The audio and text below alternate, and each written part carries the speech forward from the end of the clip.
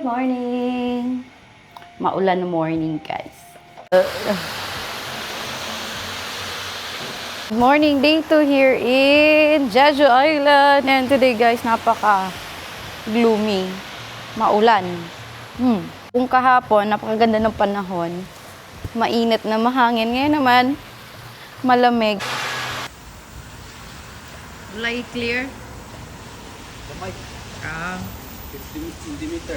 We are so early, pero yung panahon hindi umaayon sa amin, guys. So we are still here sa Sugripo.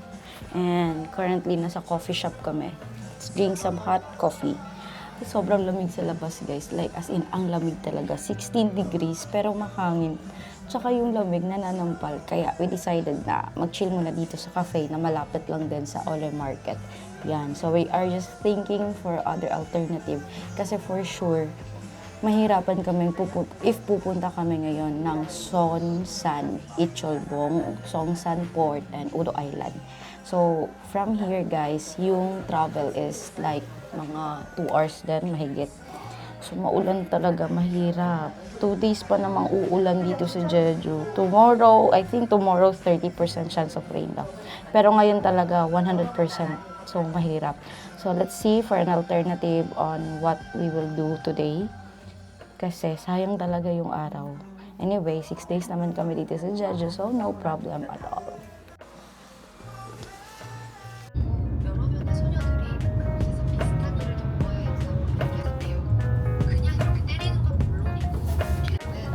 So still raining outside, but we have our raincoat na Jeju color orange, guys, which is around mga 7,000 won for one raincoat. The large size. So magre-raincoat kami kasi sayang talaga yung oras. And as you can see, nag-taxi na kami going to our first stop. Actually, binago ko yung itinerary namin. So we will be going to Jongbang Waterfalls. Let's go! View kayo sa akin. Sa akin. Raincoat, color orange. Ito talaga yung parang brand color ng Jeju, orange. So yung nabayaran naming entrance fee dito, guys, is kano nga ba? Card lang kasi yung ginamit ko, guys, eh. 4,000 for 2 packs na yan. So 2,000 won per packs yung admission dito. Ito yung sinasabi ko sa inyo. Raincoat ko. Wow! Ang ganda ng falls. Tanyo yan? Yan yung falls. Jongbang Waterfalls. Ang ganda.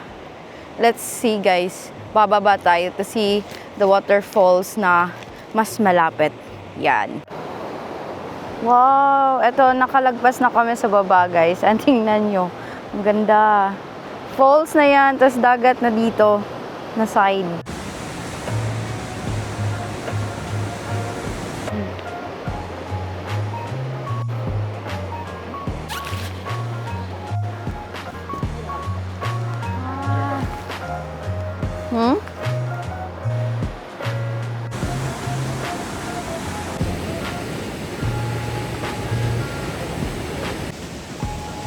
Okay, 1, 2, 3.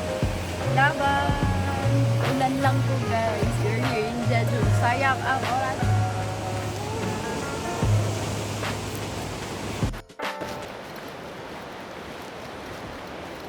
Let's go to the falls.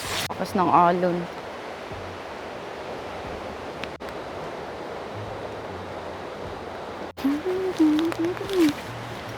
Lumakas nga yung ulan nung pumunta kami dito sa Jongbang Waterfalls. Pero buti na lang talaga at pwedeng pumunta up close sa falls na ito.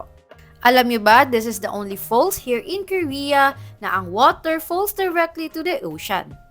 Ang Jongbang Falls measures 23 meters high and located close to the ocean.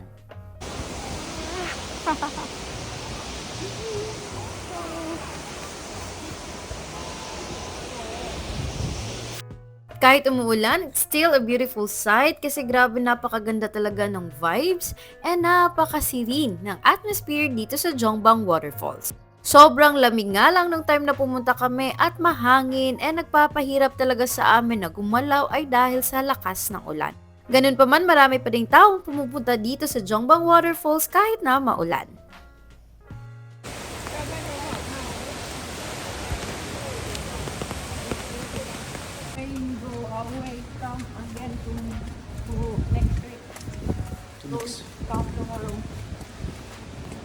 Let's eat our lunch.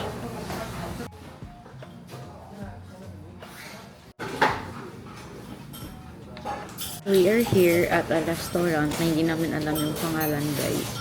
Lalagay ko na lang yung translation ng name nila here kasi search ko pa. But this is where we will be eating our lunch.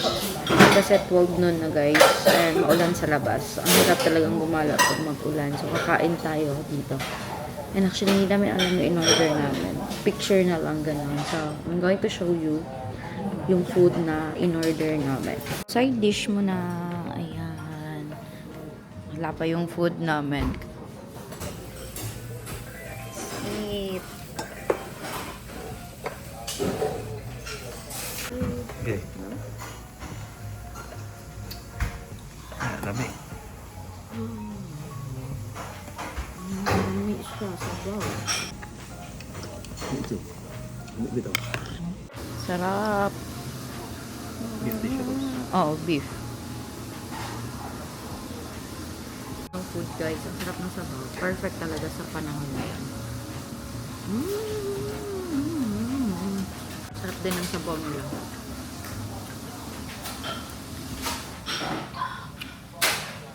May aso sabaw eh. Dito.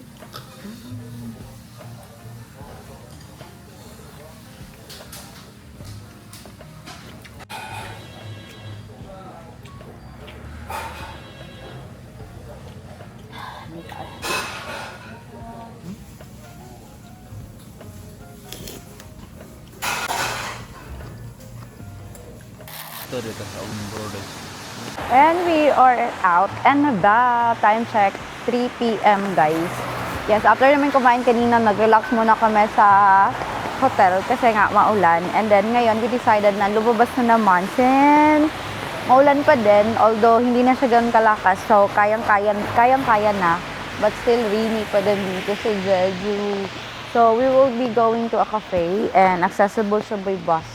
Mga 1 hour away from here. So, we're just waiting for the bus to arrive. Let's go!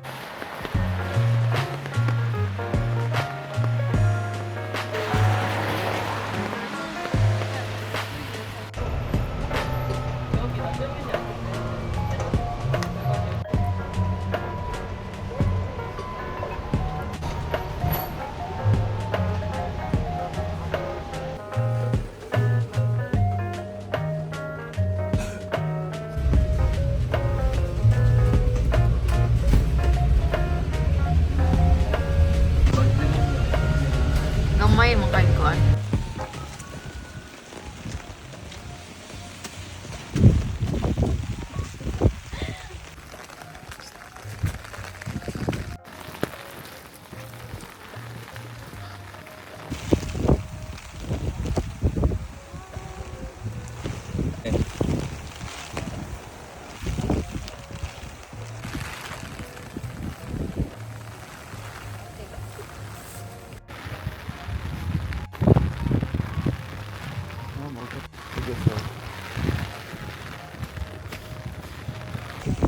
Pero magkatong yung dagan tong bata. Anak nilang kuan. Dire? Hmm? Wala, nice yun eh. Ulan lang.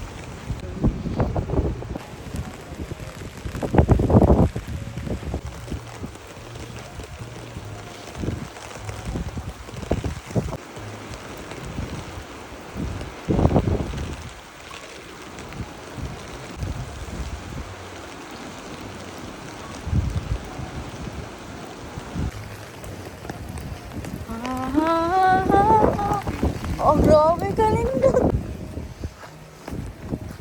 Electric car. Grabe guys. Ang layo ng pinuntahan namin. Wala pa kaming sasakyan. Pero tingnan nyo naman kung gano'ng kaganda yung view na napuntahan namin. Wow!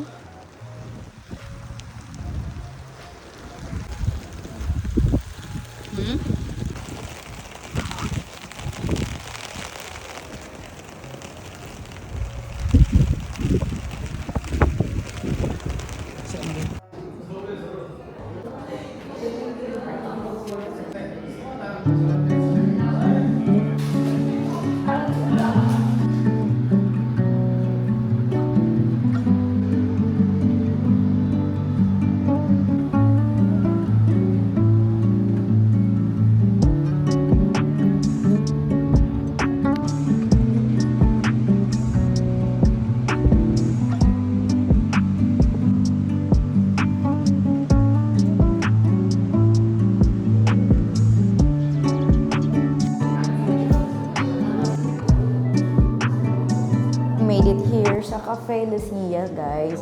It's just located in Sugui po, pero medyo malayo pa din siya, guys.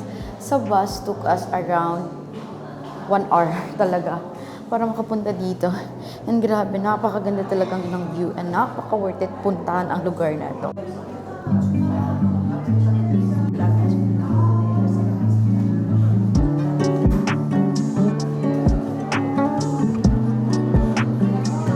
Siguro hindi pa umulan, guys, mas maganda pa talaga sana yung view. Grabe yung ulan, saka napakahangin talaga, guys. Pero grabe, bawing-bawi sa view. Pupunta talaga kayo dito, guys. Warning, malayo talaga siya. Pero if my car naman kayo, accessible naman siya. And grabe, worth it talaga yung layo sa ganito kagandang view here in Cafe Lucia.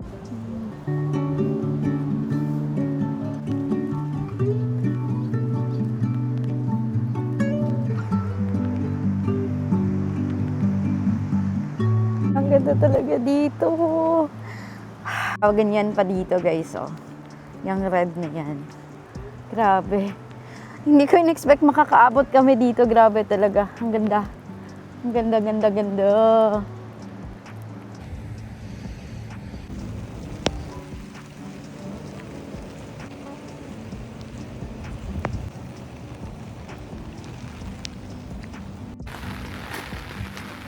So guys, balik na kami sa bus stop.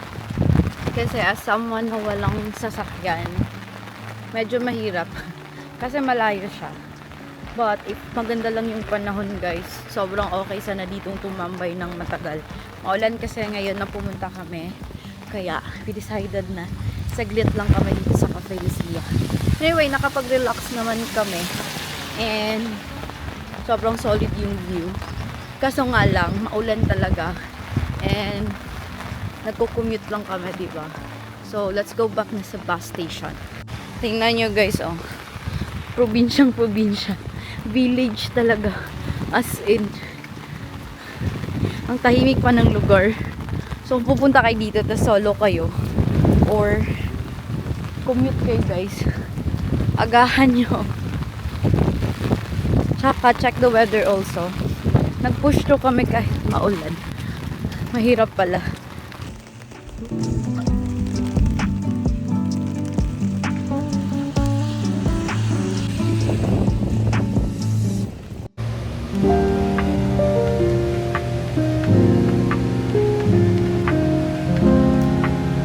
We are back at the city, guys. And eto, lalakad kami going to our hotel. So, all I can say, ang ganda dun, guys. So, sana puntahan nyo siya, especially kung maganda yung panahon. Kasi ngayon kasi, guys, grabe, maulan na maulan talaga dito sa Subipo. So, recommend ko din, guys, na magstay kayo dito sa Subipo. May mga attractions talaga dito sa may Subipo, guys. Buti na lang nagstay kami dito ng mga 4 nights. Kasi, guys, for this vlog, we will be staying here sa Jeju for matagal kami dito. 7 days. So, para mas ma-explore talaga natin yung island. And since naka-DIY lang kami, walang car. So, take time talaga kami sa pag-explore. And then, etong mga ganitong panahon na maulan, grabe. Grabe. Sayang yung araw. Konti lang yung na-explore namin today since maulan.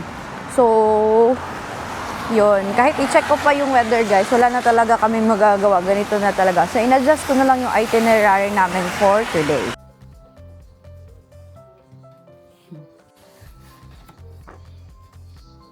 And we are back sa aming hotel, guys.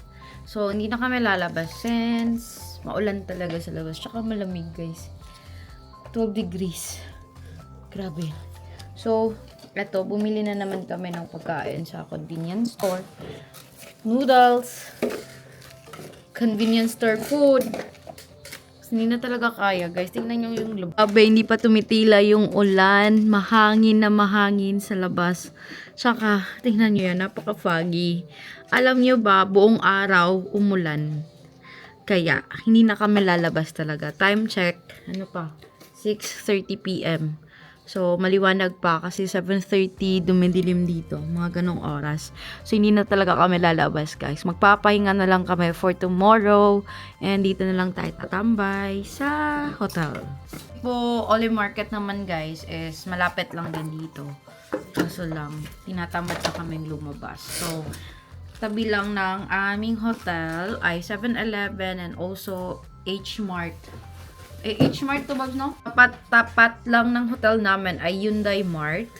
Grocery store siya, guys. And then, tabi lang ng aming hotel lang din. Konting lakad lang, 7-Eleven na. Kaya, dito na kami bumili ng food. So, kakain kami ng convenience store. Masarap yung convenience store, guys. My favorite. Pero hinanap ko talaga yung yung favorite ko na snack house. Like, yung mga tinitinda. Yung gimbap, yung yung tukbuki, odeng, ganon. Hindi ko pa nakikita. So, bukas na lang siguro, guys. Kasi ngayon, tamad na talaga kaming lumabas. Ayaw na namin lumabas. Ang lamig talaga sa labas, guys. Yung dala namin na damit, pang summer pa naman. So, let's see. Kaya, kain muna tayo. Yung masarap, guys. Sesame ramen. Tsaka, paired with gimbap from 7-Eleven. Of course, kimchi and egg.